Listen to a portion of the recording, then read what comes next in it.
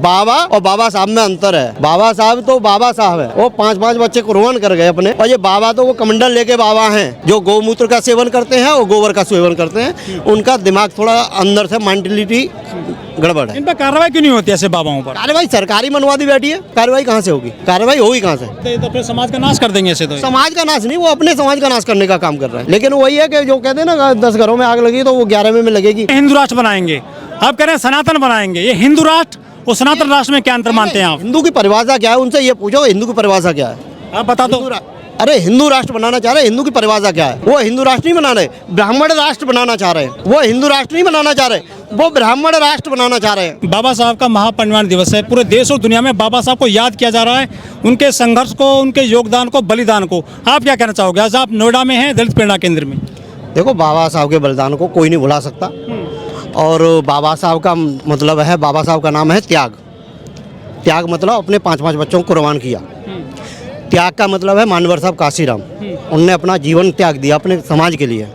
और त्याग का मतलब है बहन जी, बहन जी ने अपना जीवन कुर्बान कर दिया। ठीक है ना, उनने कोई अपनी गृहस्थी नहीं बसाई। आज हमारे नए नवेला नेता जो बन के आ रहे हैं, आप देखो शादीशुदा होने के बाद वो छिपाते हैं कि हमारी शादी नहीं हुई। चंद्रशेखर की बात कर रहे हो आप? बिल्कुल कर रहा हूँ, बिल्कुल कर रहा हूँ। आपका युवा नेता है। वो युवा नेता नहीं है, लीडर और डीलर में समाज समझ नहीं समझ रहा।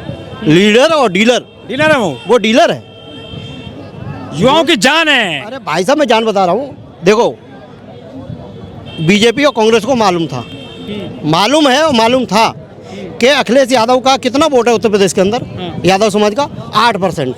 हिंदू के नाम पर 3% जाता है बीजेपी को, और 3% में से भी 1%, आधा परसेंट बट के रह जाता है 2% रह गया अखिलेश यादव जी के पास यादव वोट।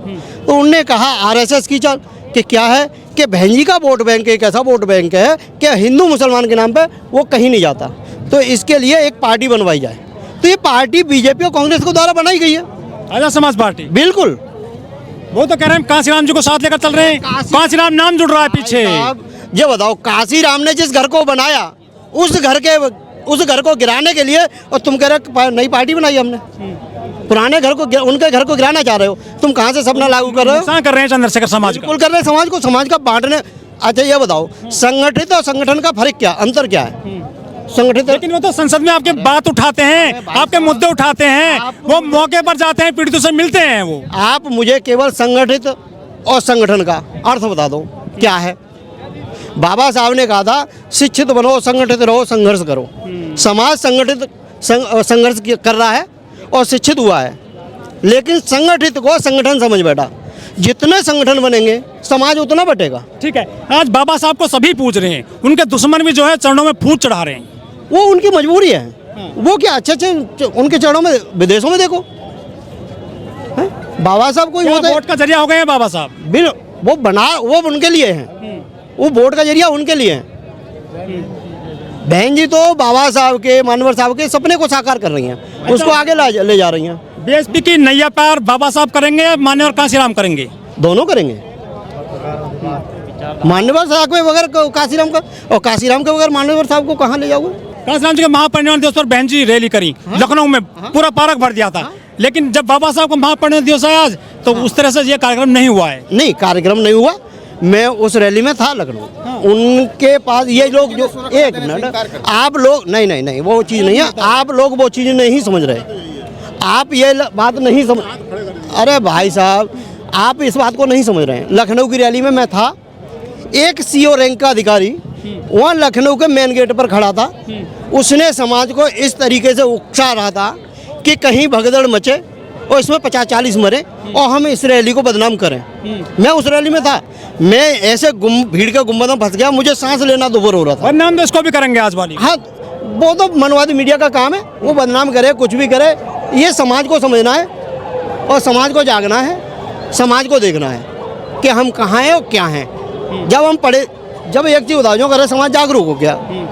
जब जागरूक नहीं था तब हम सत्ता में थे, हम जागरूक हो गए हैं तो आज रोड पे हैं, हमारे पास सत्ता नहीं। क्यों?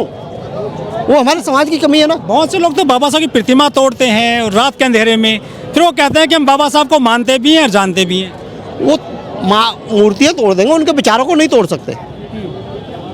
जो सपना देखा था बाबा साहब ने, समानता का, आज़ादी सबको मिले, सबको आर्थिक आधार पर आज़ादी मिले, सामाजिक आधार पर रोटी बेटी का रिश्ता हो, खून खराबा ना हो, क्या वो उनका सपना पूरा हुआ देश में? नहीं, सपना कहाँ से हो जाए? सपना तो जब होगा जब हम लोग एक उस पर चलेंगे।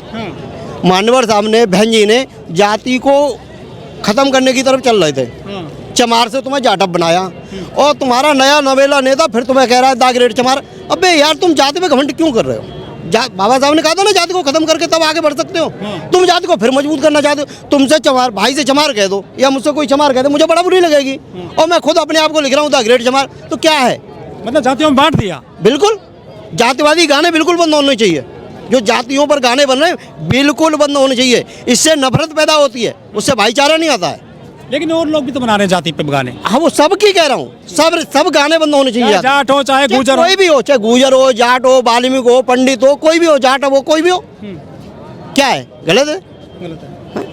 अपनी जात पे अहंकार मत करो। बाबा साहब ने जाति खत्म करो। लेकिन वो तो बाबा साहब को बदनाम करते हैं कि जातिगत आरक्षण दे गई, जाति उन्होंने मजबूत कर दिया आरक्षण दे करके। वो आरक्षण नहीं दिया, संरक्षण दिया उनने। उनने आरक्षण नहीं दिया, संरक्षण दिया है। हम दो भाई हैं और मेरा छोटा भाई थोड़ा कमजोर है, तो मैं उसको ये थोड़ी धक्का मार के भगा दूंगा, उसे सहारा लेके आगे उठाना है। लेकिन यहाँ मनुवाद लोग, जो अम्बेडकरवाद जो है, मनुवाद पर हावी है और मनुवाद को वो पच नहीं रहा अम्बेडकरवाद। लेकिन जय भीम के नारे लगाए जाते हैं, जय भीम बोला जाता है, जय भीम लिखते हैं गाड़ियों पर, तो वो निशाना बनाए जा रहे हैं। जाति के कुछ जो गुंडे हैं जातिवादी, वो जय भीम वालों को परेशान कर रहे हैं, मर्डर तक किए जा रहे हैं देश में। वो जब तक बटेंगे तब तक पिटेंगे, जब तक बटेंगे तब तक पिटेंगे। तुम 50 संगठन, मैं कह रहा हूँ आरएसएस, विश्व हिंदू परिषद, बजरंग दल, 3 संगठन है। तीनों का मकसद क्या है? हमको अपना सीएम बनाना है, हमको अपना पीएम बनाना है। हमारे संगठनों का क्या मतलब है? मकसद है कि हमको खुद ही सीएम बनना है, हमको खुद ही पीएम बनना है। मतलब क्या वो गली गली में नेता हो गई? बिल्कुल, जैसे बावन मेश्राम जी है, उदित राज जी है, क्या है? कल तक गदा लेके बीजेपी में घूम रहे थे, आज कांग्रेस में आ गए। आज कह रहा हूँ अम्बेडकरवादी, हम मानवर साहब को मानते हैं। वो तो बहन जी को गाली देते हैं वो तो। हाँ, तो वही कह रहा हूँ, बहन जी को गाली देते हैं। ये वही लोग हैं जो घर में घरवाली को गुलाम बना के रखना चाहते हैं। उदित राज है, बावन मेश्राम जी है, वो कहते हैं बहन जी को खत्म करना है तब आगे बढ़ना है। क्या है? वो कह रहे हैं समाज को बेच खाए हैं बसपा वाले। हमें एक विधायक कभी जीवन में नहीं बना पाए मानवर साहब, वो यहाँ क्या करेंगे उत्तर प्रदेश में? संगठन का मतलब है समाज को संगठित करना।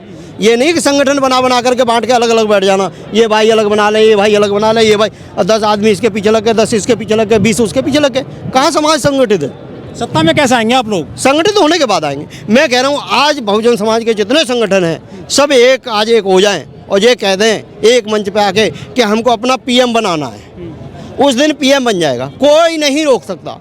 और जब तक बटे रहेंगे कोई नहीं बन सकता। अच्छा, बिल्कुल। अब बामने मेश्राम से कहो आ जाओ चंद्रशेखर के मंच पे, भीम आर्मी के समय नहीं आएंगे। चंद्रशेखर से कहो आओ बामने मेश्राम के एक मंच पे आ जाओ, नहीं आएंगे। क्योंकि सबको अपना अपना मिल रहा है ना, अंदर से आ रहा है ना वहाँ से, क्या भाई तू अलग बोल, तू अलग भौंक, तू अलग भौंक, वो कर रहे हैं। तो समाज को नुकसान पहुंचा रहे हैं लोग। वो समाज को नुकसान पहुंचा। समाज को चंद्रशेखर का मतलब क्या था? मैं चंद्रशेखर का बहुत बड़ा समर्थक था। भीम आर्मी में थे आप? भीम आर्मी में नहीं था, भीम आर्मी का समर्थक था। मैं आज बसपा में नहीं हूँ और न बसपा में था, केवल बसपा का समर्थक हूँ और पैदा बसपा में हुआ हूँ, मरूंगा बसपा में। केवल फोटो पे बात करते हैं, विचारों पे ताला लगाते हैं। ठीक है, चंद्रशेखर का मतलब जेल में थे चंद्रशेखर और जंतर मंतर पर प्रदर्शन हो रहा था उनकी रिहाई के लिए। तो चंद्रशेखर का मकसद ये होना चाहिए था कि जब वो रात को 12 बजे रिहा हुए तो उनको वहीं प्रदर्शन करके वहीं बैठ जाना चाहिए था रात को कि मेरे साथ जो नौजवान बंद हुआ है उसको रिहा किया जाए। बाबा साहब नहीं है निर्माता संविधान के, BN राव हैं, ऐसा कह रहे हैं वो। नहीं, वो तो अब ये हैं, ये किसी को भी माने। बाप को लोग बदल रहे हैं तो बदलते ना, हमारा तो बाप एक बदल रहे हैं। बिल्कुल। कौन बदल रहा है? मनवादी। देखो एक चीज बता दूं, BN राव की जो बात आ रही है, BN राव को हाईलाइट तो कांग्रेस ही करके गई है।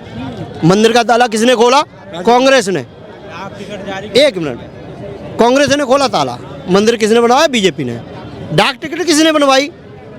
BN राव के नाम पे कांग्रेस ने, और वो उसको ला रहे हैं बीजेपी वाले उसको। मिश्रा को कहते हैं बाबा साहब को कानून मंत्री बनाए देश काम पहले। अरे कैसे कानून मंत्री बनाया, वो उन्हें मालूम है कैसे इस्तीफा देना पड़ा था, क्या सी मजबूरियां थी उनकी। वो ये देख लो कि एक अकेला इतना कर गया, आज कितने करोड़ पड़े हैं, सब दलाली में लगे पड़े हैं। तुम्हारे लिए अपने 5-5 राष्ट्र बन रहा है अब।